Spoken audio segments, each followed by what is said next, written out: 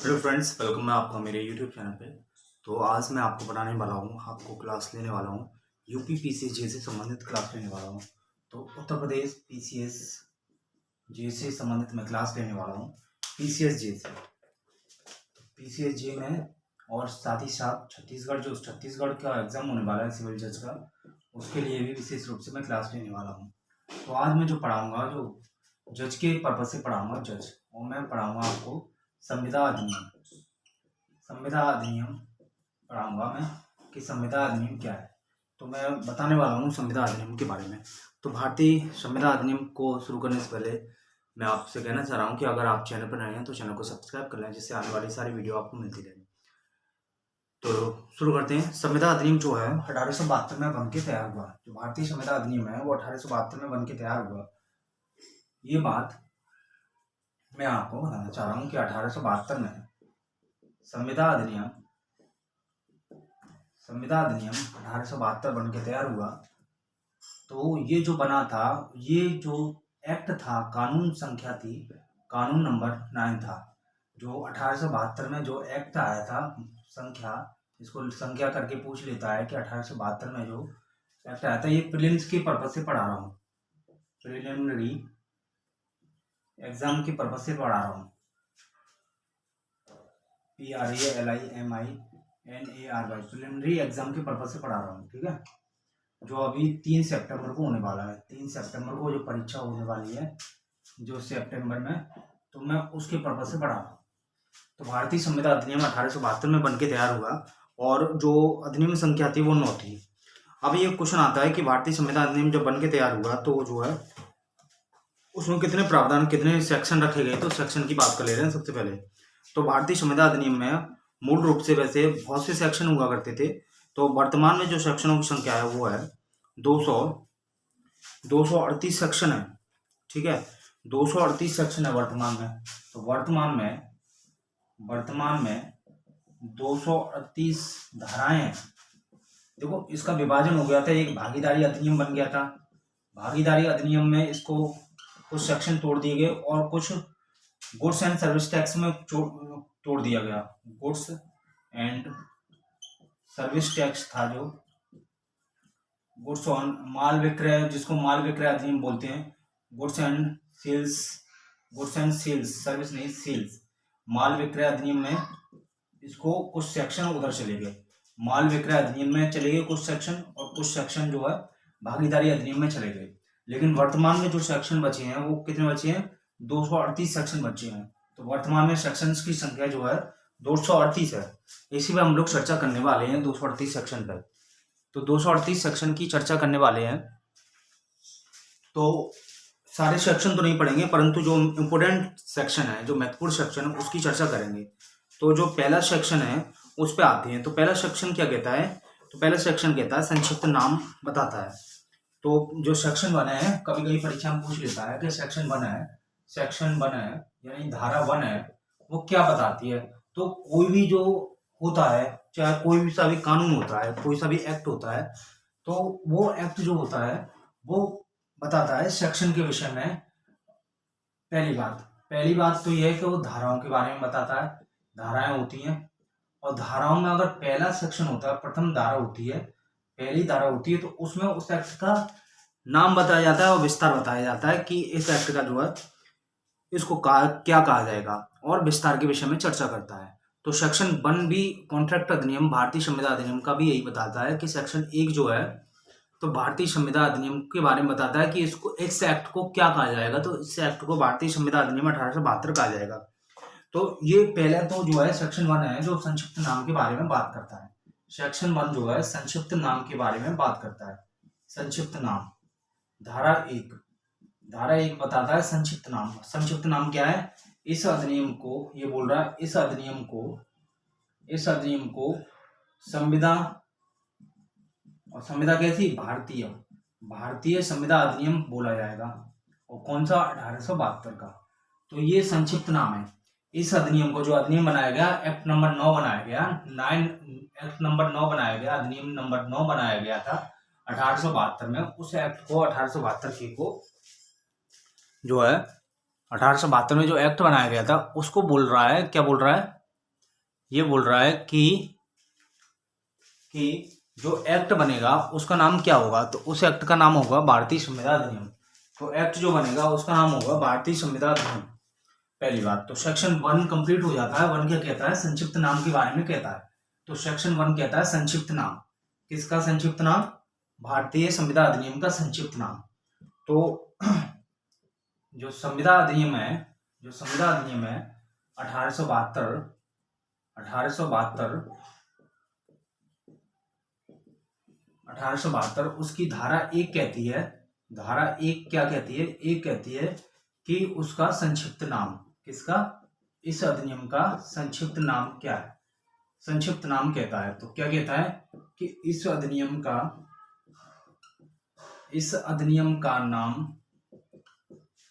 नाम भारतीय संविधान अधिनियम होगा, भारतीय संविधान अधिनियम होगा।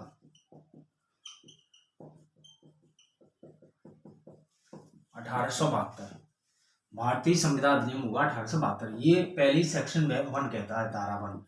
अब आते हैं धारा 2 की ओर। तो धारा 1 जो होती है वो बताती है एक्ट का नाम। धारा 1 क्या बताती है, एक्ट के नाम के विषय में बात करती है, ठीक है। अब धारा 2 की बात कर लेते हैं, धारा 2 में क्या है। तो जैसे कि धारा 1 में दिया था जो आपका, और भी चीज कहता है कि 1 ये भी कहता है कि जो इसका विस्तार कहां तक होगा। तो इसका विस्तार की बात करें, विस्तार कहां तक होगा, विस्तार की भी सेक्शन 1 बात करता है। धारा नाम 1 जो है संक्षिप्त नाम की बात करती है और विस्तार की बात करती है। विस्तार का मतलब भारत में कहां तक ये लागू होगा। विस्तार का मतलब होता है भारत में कहां तक इसका विस्तार है, कहां तक विस्तार है। तो इसकी बात भी करता है कौन, सेक्शन 1। सेक्शन 1 कहता है कि इसका विस्तार जो है कहां तक होगा, इसकी बात कहता है। तो सेक्शन 1 की बात कर ले रहे हैं। पहली बात तो यह है कि संक्षिप्त नाम है धारा 1 में। दूसरी बात कहता है विस्तार। तो विस्तार ये संपूर्ण भारत पे होगा, जम्मू कश्मीर के सिवाय। इस पे लिखा था, इसमें लिखा था कि यह एक्ट जम्मू कश्मीर के सिवाय, जम्मू कश्मीर के, कश्मीर लिखा, कश्मीर के सिवाय संपूर्ण भारत पे अप्लाई होगा, संपूर्ण भारत पर इसका विस्तार है। तो संपूर्ण भारत पर इसका विस्तार है। तो ये कौन कह रहा है, संपूर्ण भारत पे विस्तार है। जो ये कह रहा है, ये बात कह रहा है कि संपूर्ण भारत पे विस्तार है। एक्ट नंबर 9 में ये बात लिखी है, 1872 के कॉन्ट्रैक्ट एक्ट में, सेक्शन धारा 1 में, धारा 1 में ये बात लिखी है। पहली बात तो ये लिखी है संक्षिप्त नाम क्या होगा, संक्षिप्त नाम क्या होगा।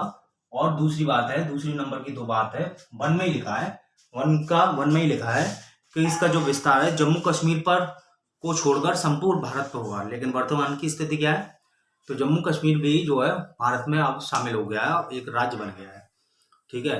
तो वर्तमान में यह जो बात है, जो जम्मू कश्मीर वाली, अब वो खत्म हो गई है। अब सारे जो है पूरे भारत पे जो है संविधान अधिनियम लागू है।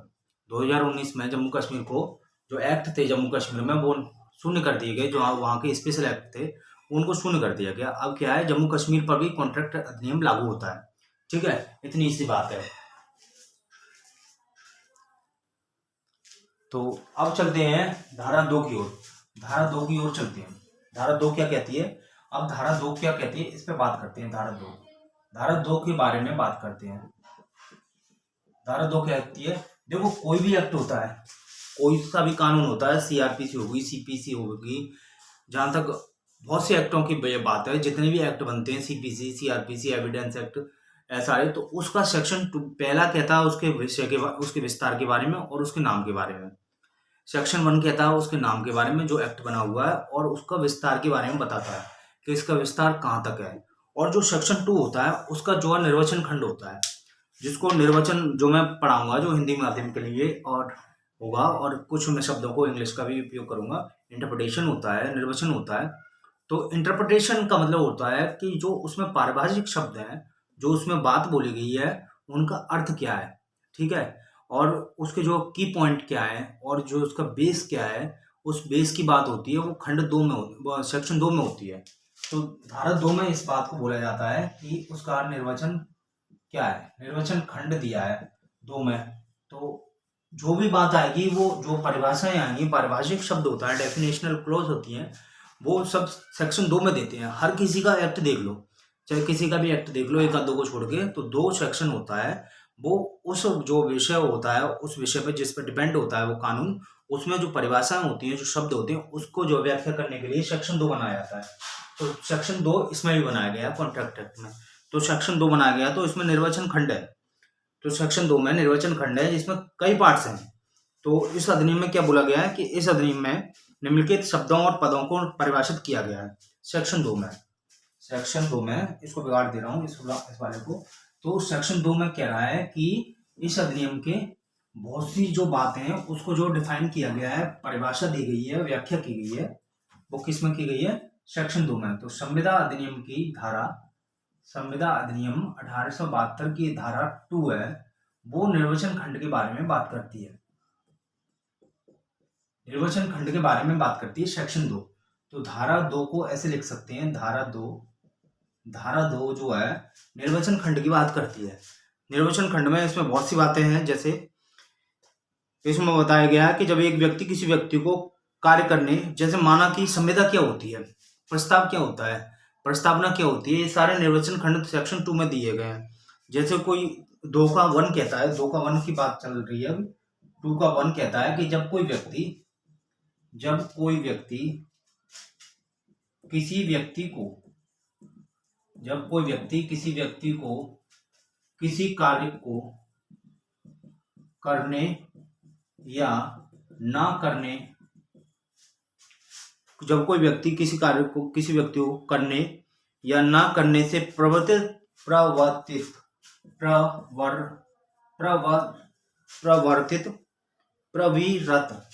मिस्टेक हो जाती, प्रविरत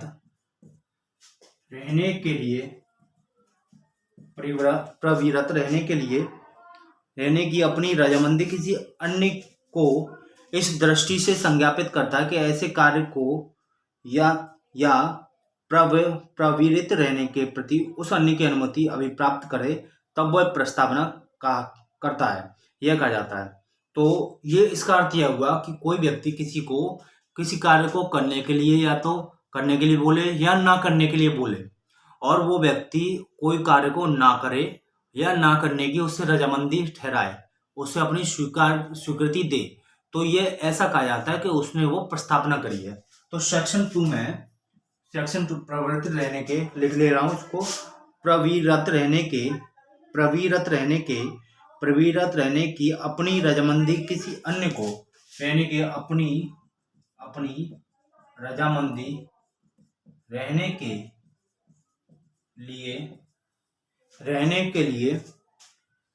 के लिए अन्य को इस दृष्टि से प्रज्ञापित करता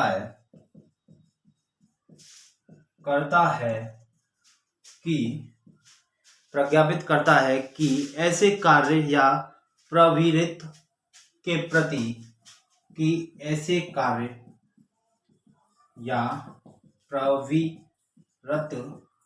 प्रविरत रहने के प्रति उस अन्य की अनुमति अभिप्राप्त करे, उस अन्य की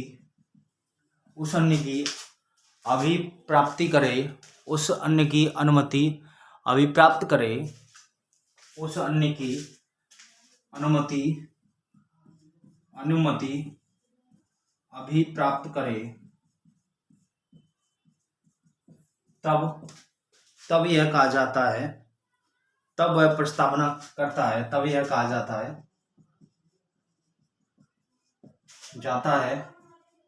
कि वह प्रस्तावना करता है। ये लिखा है 2 का 1 में, सेक्शन 2 का 1 में प्रस्तावना की हेड वो है डेफिनेशन।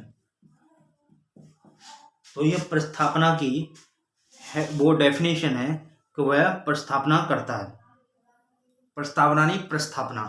तो कहने का तात्पर्य है प्रस्तावना क्या होता है, प्रस्तावना के बारे में सेक्शन 2 का 1 में बात बताई गई है। तो प्रस्तावना क्या होता है, कोई व्यक्ति किसी को किसी कार्य के करने के लिए या ना करने के लिए, या करने के लिए, प्रवृत्त यानी कि वैसा ही का वैसा ही रहने के लिए उससे उसकी अनुमति, उसकी रजामंदी चाहता है और रजामंदी की अनुमति प्राप्त करता है। रजामंदी पहले तो चाहता है और रजामंदी होने के लिए अनुमति प्राप्त करता है, तो ऐसा कहा जाता है कि उसने प्रस्थापना करी है। जैसे इसको ऐसे समझते हैं एग्जांपल से, जैसे कि दो व्यक्ति हैं ए और बी।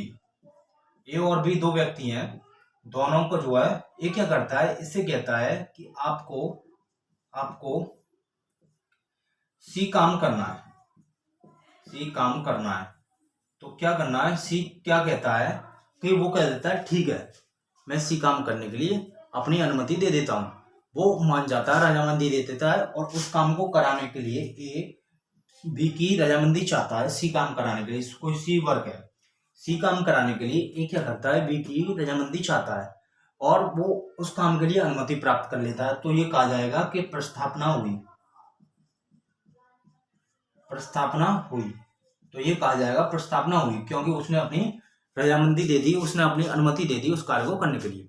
अब यहीं पे दूसरा केस, ये फर्स्ट केस है। अब दूसरा केस को ऐसे समझ सकते हैं कि इसी बात को ऐसे समझ सकते हैं कि जैसे कोई व्यक्ति है और जो ए और बी दो ही व्यक्ति हैं, फिर से ए और बी दो व्यक्ति हैं। ए ने बी से कहा कि कोई काम करोगे, तो उससे मना कि पहले वाले से कहा कि कोई काम करोगे, तो उसने अपनी अनुमति दे दी। ये केस नंबर बना है, पहला टाइप, स्थिति, कंडीशन नंबर 1, इसको स्थिति नंबर 1 कह सकते हैं।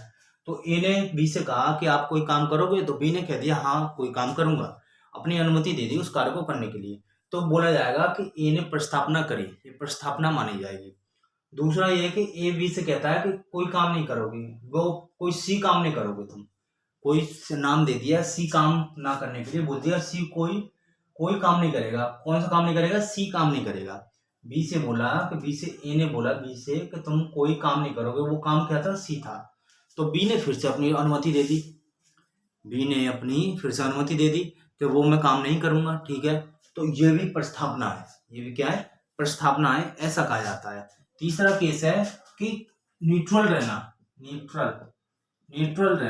तीसरे में ये कहता है कि न्यूट्रल रहना है। ए को क्या करना है, बी से कहा कि आपको कोई काम नहीं करना है, मतलब जैसे जस के तस रहना है। तो उसने कहा ठीक है मैं जस का तस रहूंगा। तो मतलब क्या है कि वो न्यूट्रल रहना है, कोई भी कार्य नहीं करना, ना तो करना है ना ही करना है। ना तो उसने वो काम के लिए हाँ बोलवाया ना ही ना बोलवाया, उसने कहा कि जैसे हो वैसे ही रहोगे स्थिति में, अन्य कोई काम नहीं करोगे। तो उस पर भी वो राजी हो गया। तो ऐसी स्थिति में, तीनों स्थिति में ये कहा जाता है कि ए ने प्रस्थापना करी है। तो इसको प्रस्थापना कहते हैं। सेक्शन 2 का के बारे में बात हो रही है। तो ये सेक्शन 2 का था, ठीक है। तो अगला सेक्शन के बारे में मैं आगे आपको बताऊंगा नेक्स्ट क्लास में। वीडियो लंबा हो रहा है। अगर आपको ये चैनल वीडियो अच्छा लग रहा है, आपको समझ में आ रहा है कॉन्ट्रैक्ट एक्ट, तो आप इस चैनल को लाइक करें, सब्सक्राइब करें। अगर आप चैनल पर नए हैं, पहली बार विजिट कर रहे हैं, तो आप चैनल को लाइक करें। मैं विभिन्न परीक्षाओं के लिए पढ़ाता हूँ। मैंने जो है लॉ किया है, LLB किया है, मैंने मास्टर्स किया है MA पॉलिटिकल साइंस में, और अन्य UPSC की भी तैयारी में लंबे समय से करी है। तो आप अगर GS की तैयारी कर रहे हैं, तो आप हमारे चैनल को लाइक कर सकते हैं, सब्सक्राइब कर सकते हैं। अगर आपकी कोई क्वेरी है इससे संबंधित, तो आप कमेंट में इसको छोड़ सकते हैं, जिससे मैं आपका जवाब दे सकूँ। तो फिर कल एक नई वीडियो के साथ फिर से मिलते हैं। तब तक के लिए नमस्कार, टेक केयर।